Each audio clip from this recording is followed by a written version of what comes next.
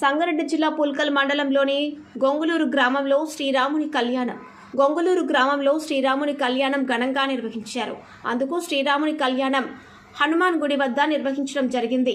హనుమాన్ మందిర్ యువసేన మరియు గ్రామ పెద్దలు, గ్రామ యువకులు, గ్రామస్తులు కలిసి శ్రీరాముని కళ్యాణాన్ని ఘనంగా నిర్వహించారు.